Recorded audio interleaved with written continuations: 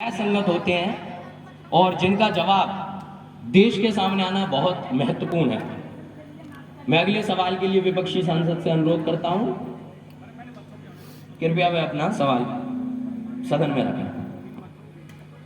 अध्यक्ष जी, भारतीय सरकार आने वाले 25 वर्षों में देश को विकसित बनाने का स्वप्न देख रही है और दूसरे विकसित देशों से अपनी तुलना कर रही है।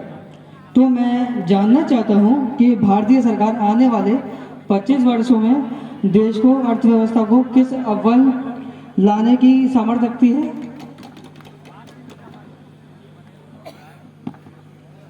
अब बात पूरे देश की है। देश की अर्थव्यवस्था से लेके एनसीआरबी डेटा सब सामने है। तो मैं कृपया माननीय गृह मंत्री जी से अनुरोध करता हूं, वे इस पर अपना तर्क रखें।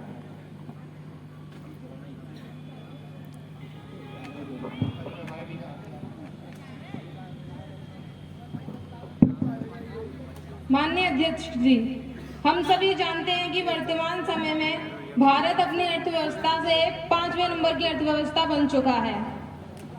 जिस तरह के भारत को विकसित बनाने के लिए जो यात्रा पे हम चल पड़े हैं, अगर वैसे ही हम चलते रहे तो क्यों नहीं हमारे देश की अर्थव्यवस्था अव्वल नंबर पर पहुंच सकती है।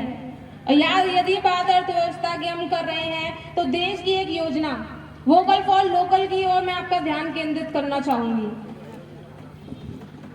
वोकल फॉर लोकल एक ऐसा अभियान है जिसमें देश का उत्पादन करके हम अपने देश की अर्थव्यवस्था को मजबूत बना सकते हैं।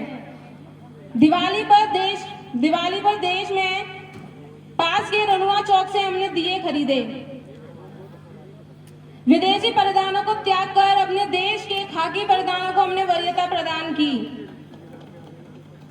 आज 92 करोड़ भारतीय एक साथ वोकल फॉर लोकल को साथ लेकर खड़े हैं, तो हमारे देश की अर्थव्यवस्था मजबूत क्यों नहीं बनेगी।